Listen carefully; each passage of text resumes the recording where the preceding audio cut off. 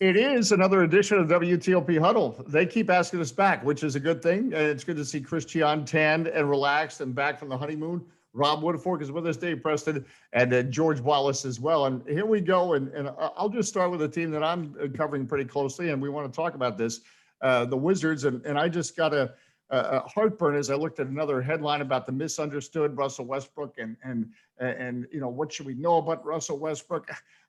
What you should know about Russell Westbrook, he plays hard. He plays hard every play. He just wants to win. There's nothing complicated about that, and he's the best teammate ever because he wants to elevate everyone else's game. Case in point, he's averaging the league in assists, leading the league in assists. He had 24 assists the other night in the win for the Wizards at home over the Indiana Pacers.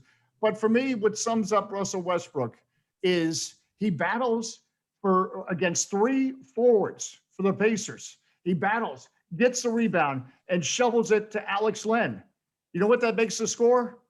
2-2. He was fighting for that rebound like it was you had to have this rebound to keep the game alive. No, they were still going to play another 47 minutes and change, but he was fighting with three Pacers big man for that rebound and gets the assist for Alex Len. To me, I get it. He had the career high in rebounds at the end of the night, a career high in assists, but it's that play, to me, that sums up Russell Westbrook. When it's game time, he's on, and that's it. George, we'll throw it over to you. My assist to you. Career high. That's a new career high. Career high. It's fun to watch because he just looks like he's having fun. And he said it after the game last night. He says he doesn't think about the records. He's just out there having fun hooping. And it really looks like he is. I mean, the way he was playing to the fans, only 2,100 fans, but like what Scott Brooks said, every fan in there, he's making every single fan feel like he's talking to them when he's just doing this and having fun. And the one play where he fell to the ground, dribbled the ball, got up, and Scott Brooks ends up calling a timeout before he crossed the timeline, and he was just having fun with it. I mean, it's just, you can tell he makes everybody better on the floor. And I think it's interesting the way he says he goes into a game and he just sees how he can make everybody better. You get a kind of feel for it once as the game's going on. What does he need to do? Does he need to score? Does he need to dish the ball? Does he need to rebound? And he's obviously doing it all. But you could just tell by his demeanor and what he has brought to this team. And how about the fact that he said he was playing with a torn quad muscle at the beginning of the year? Which we knew it was an injury, right? But we didn't know it was torn. I mean, and that just, again, shows you what, today, what Dave was saying about everybody saying he's misunderstood. And I think, we didn't know what we were getting here. I mean, we always heard the way he was with teammates in the past. And, we've seen him with the media. But I think everybody in this organization has seen that he is probably misunderstood because what we've been able to see this year is different than what we have seen and heard in the past about him. At least that's for me. So I'm enjoying watching him. I think he makes this team a lot better. And I think you can tell he's just having just a ton of fun. And look how they're playing. I mean, they're right in the thick of things now, half game behind Indiana. And they're going to get that 8th spot before this thing's done. Yeah, no. And look, his critics are often sources, as Scott Brooks pointed out. They're not named players, but you talk to players who want to go on record and they talk about how he made them a better player. And that's the other, you hit a nail on the head, George, that he just reads the game. If he needs to score 42 points, he can. And he did against the Dallas Mavericks in that great battle with Luka Doncic. He didn't need to score 42 points against the Pacers, so he didn't. But he got everybody set up, and he was part of a 50-assist night. We haven't seen that by an NBA team in 31 years. Other than that, he's not doing a damn thing. Chris? First off, watching Monday night's game, do they play?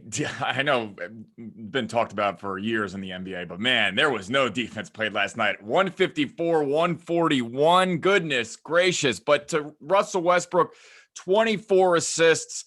I think he solidified himself, if it was even a question, that he is the most important piece to this team, because I compare him in crunch situations to Bradley Beal Saturday night. Now, I know I'm being a little bit critical maybe of Bradley, but 9.2 seconds left. Even if you miss the shot, you still can have a chance to foul and then get the ball back. But what does he do? Catches it, dribbles it off his leg. Neto's got to save him. Then he shoots it up and misses it. And I'm like, how is Russ not getting the shot here? This is a team that, other than the Knicks, is the hottest in the East. The Knicks are even hotter, but this is about sports, right? I can name hockey, NBA, NFL. If you're the hottest team coming in, you have to like your chances. And this is a team that can score with anybody in the Eastern Conference. Who in the Eastern Conference is absolutely like, they're so far and away better than everybody else. There's no chance you can beat them. Brooklyn's great, yes, but their big three never is on the floor together. Milwaukee's good, but they basically don't want to, let you have anything outside the paint. They're not so great in half court. I just think Washington, the sky is the limit with this team, but have Russell Westbrook shooting the ball in the big moments, not Bradley Beal. I can't believe I'm saying that. I know I'm being a little critical. I fully agree with you. Because Bradley Beal has come up short in some, and he's come up clutch here and there. But for the most part, for a player of that stature, for a guy who is at least in the conversation for leading the league in scoring, he should be just the unequivocal no-brainer guy to take that shot, and he should make it more often than he has. But to Russell Westbrook, and I want to make sure that I say this, I don't think that he's misunderstood so much that as much as he is covered differently than other athletes, or he's covered in a way that he should not be, because we've seen this same thing with Georgia's favorite quarterback, Cam Newton. Whereas if a white quarterback does the things that Cam Newton does, then he's highly praised. See Josh Allen in Buffalo. But with Cam Newton, when we went into that Super Bowl where he's going up against Peyton Manning, it was all flowers and bouquets for Peyton Manning. And everybody was like, well, why does everybody hate Cam Newton? Everybody doesn't hate Cam Newton. There's just this narrative that he's all of these things. Black athletes who tend to be brash, that includes Cam, that includes Russell Westbrook, they tend to be covered differently, and they tend to be covered in a way that is ultimately not fair to them. And I think Russell is firmly in that camp, and he should not be. But the Wizards, to talk about the team globally, I think the only team that could beat the Wizards right now is the Wizards. I mean, if Russell is on his game as he has been, where he's facilitating, and Bradley Beal is making, is scoring at a 45-50% clip from the field. Daniel Gafford, who's everybody's favorite player now, is catching lobs and all of that. And Rui Hachimura is coming up as that second, third scoring option. Who's stopping them? And nobody's really scary in the Eastern Conference, to Chris's point. They've already beaten the Nets multiple times. We've seen that Philadelphia and Milwaukee are beatable teams, even though they are very strong championship contenders. I don't know who wants to see the Wizards right now. I think they can move up from 10. Right now they're sitting at 10. I think they can move up to maybe not to 8, but they could get to 8, not to 7, but I think they could get to 8. And I don't like the matchup with the Celtics so much, especially if they start getting healthy. But I think they could really make some noise in the playoffs. Yeah, well, the bottom line is also, and this shows you how fragile sports is, this conversation has changed because of players that were not on the roster at the start of the season.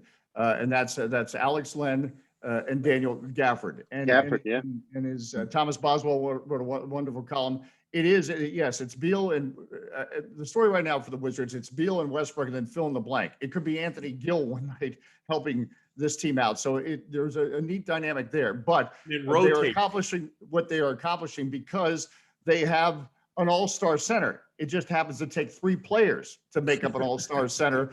But however they're getting it done, we call it the three-headed monster because that's the easy cliche to go to. But it really is, because at one point last night, they were 14 of 16, the 3 of them combined, Daniel Gafford, Robin Lopez, and Alex Len. And you don't know which one's going to get more minutes. And again, it's a read of the game thing. So the conversation, I think, for the Wizards, what makes them scary is more than Beal and Westbrook is they also have something else going on now. Dave Preston, you're ready to jump in.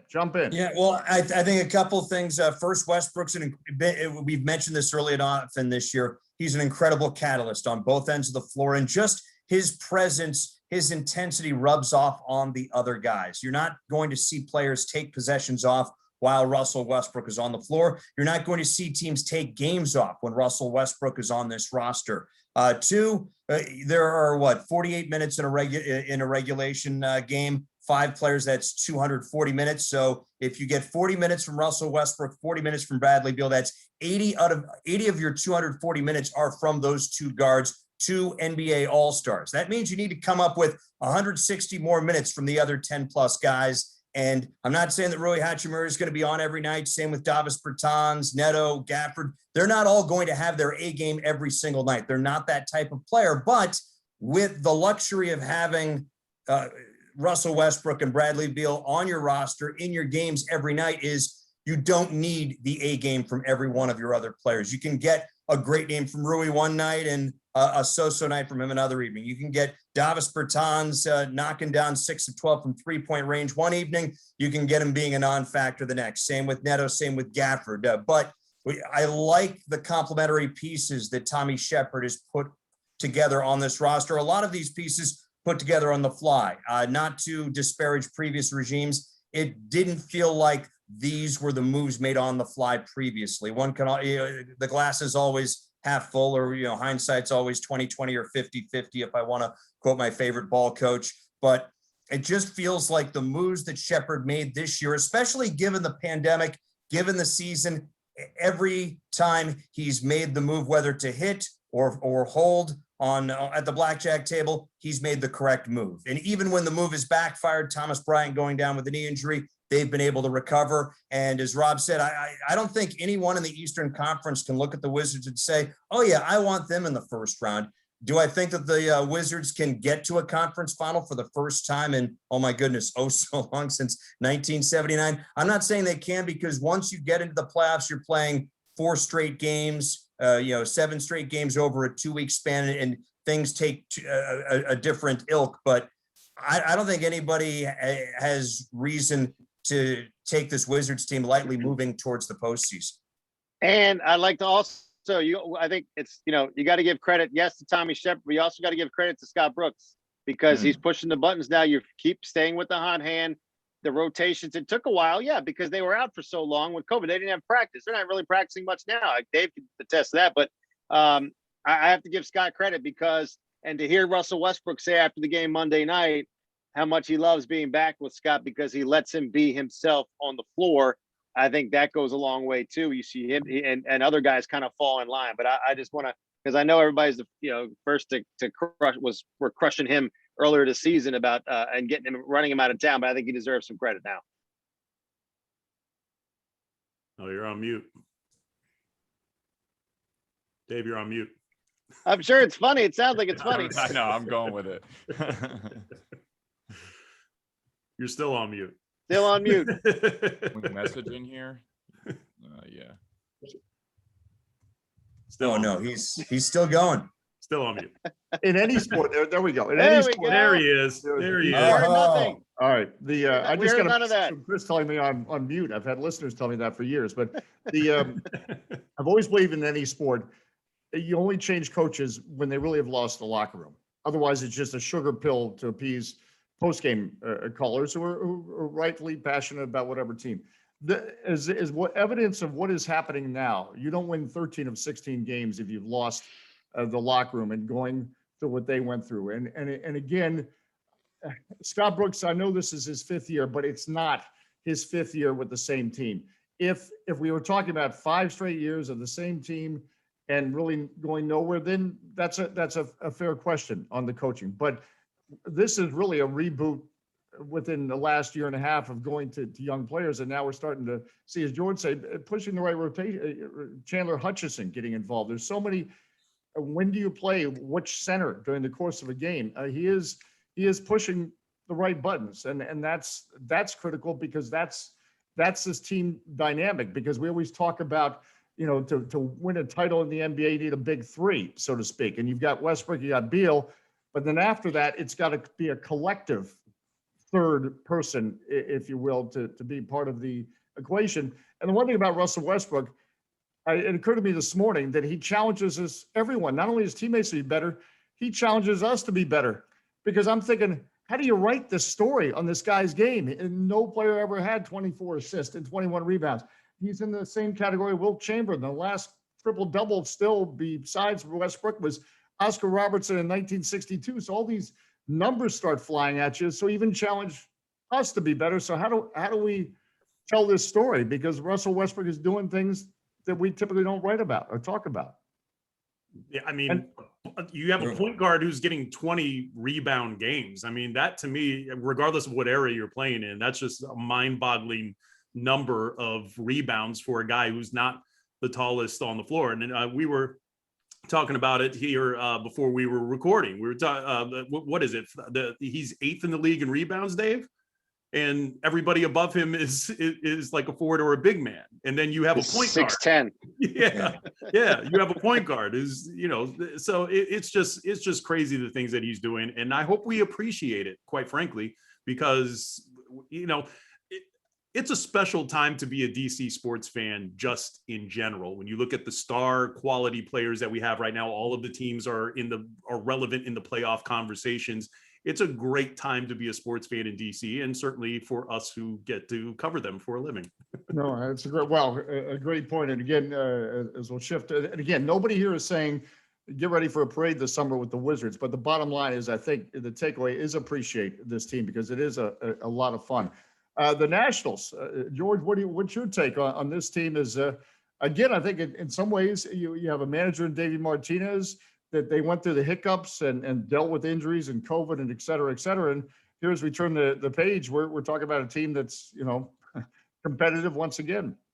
Yeah. And it's when you think about it, you look up and all of a sudden they're tied for first and, at the 500 mark, and you're still without Steven Strasburg and Juan Soto, who are hopefully getting closer to returning. But again, like you mentioned, Davey Martinez, you're putting guys in and playing out of position. Kyle Schwarber has 2 home runs of the year. Both of them, game winners. Eric Fetty, Patrick Corbin, maybe starting to come around. Joe Ross had a scoreless streak to start the year.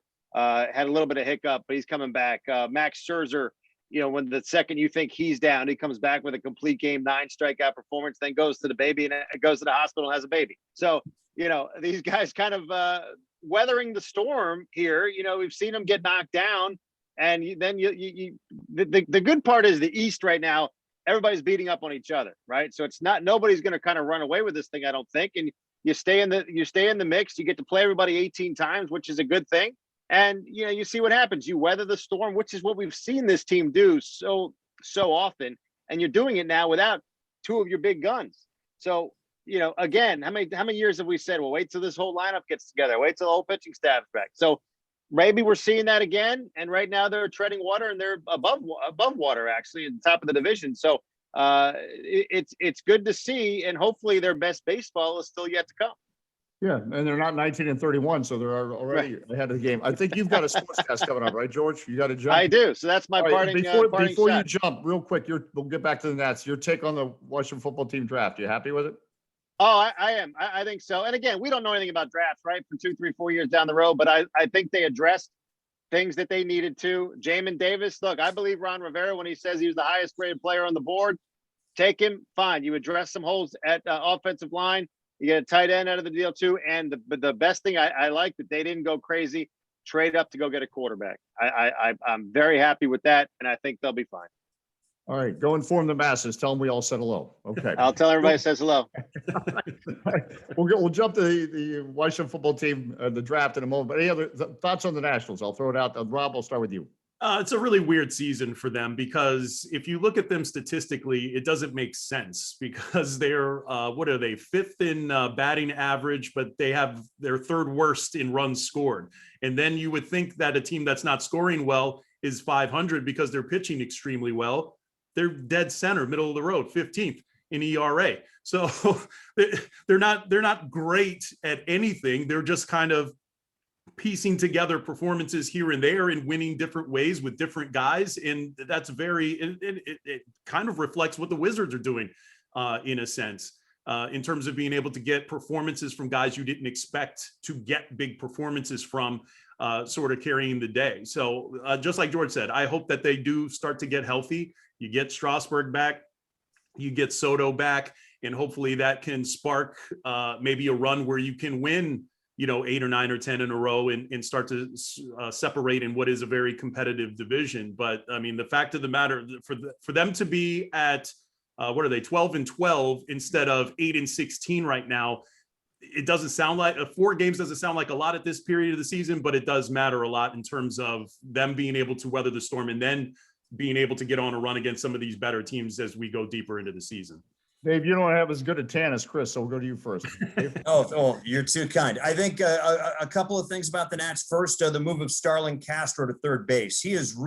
That was a major question mark. That was a major deficiency offensively last year in the absence of Anthony Rendon. Carter Kieboom never found his groove at the plate last year. Starlin Castro hasn't just been a productive bat at third in the lineup where they've had him hit, but he made a couple of huge plays this past Sunday to start up ground double plays to help erase some mistakes and help keep things on track for Scherzer. So him being able to move over there, not being a minus at third base in the field or at the plate, that has been a huge move for the Nationals this year. And 2, over the weekend, it began with John Lester making his debut, throwing 5 scoreless in his 2021 debut. Patrick Corbin didn't have his best outing of the season, but had his second good outing in 3 games. And then Max Scherzer tosses his masterpiece on Sunday. If they can, I'm not saying that they need these guys to go out and pitch lights out every single start, but if Max can, every 5 out of every 7 outings, he's good. Lester, 3 out of every 5. Corbin, 3 out of every 5. Fedde, 3 out. You're going to slowly get what has been. They had a 4-game winning streak to catapult them into first place. This division, everyone else has enough problems in this division that the Nats can go out and win this doing the little things that they're able to do. If they keep their head on straight, if they don't make base running blunders like Victor Robles did again this past Sunday, generating the double steal. That's 2 Sundays in a row where he's cost them a run. You can't do that if you expect to compete at the highest level. I like what I've seen. We still need to get the bats of Kyle Schwarber and Josh Bell in gear. Bell has hit much better over the last week or so. Schwarber, though, has been really off and on. He has those 2 home runs, but that's been about it. So, again, it's early in the game. It's still early May, but you have to feel good. The glass is more than half full with the Nats at this time. You mentioned the division. The Mets just fired their hitting coaches, so they're a tumultuous division. Chris? I think the last time I appeared on the huddle before I got this tan, I said that Patrick Corbin was the X factor, maybe the biggest one to this team, and I still agree with that. He was awful to start the year. As Dave mentioned, 2 out of his last 3 starts have been solid, and he's coming around. I mean, we know what we're getting out of Strasburg, right? When he pitches, normally it's good, but he's hurt a lot. Scherzer's starting to get into his groove. I'm not a Joe Ross guy really long-term. I would like to see them maybe look at the deadline for a pitcher. Maybe look at a team like the Colorado Rockies if Herman Marquez, because they're not going to be very good. Teams like Texas Rangers and Kyle Gibson, stuff like that to shore up that back rotation, because I don't love Eric Fedde either. The bullpen is good enough. And some of these hitters like Josh Bell, great acquisition. Josh Harrison, I thought that guy was done, but he still continues to get multi-hit games. Lineup pretty good in the absence of without Juan Soto. So, yeah, I'm not stressing this team. I think that, look, every time Jacob deGrom pitches for the Mets, they can't support him, and they couldn't hit. As you mentioned, they just fired their hitting coach.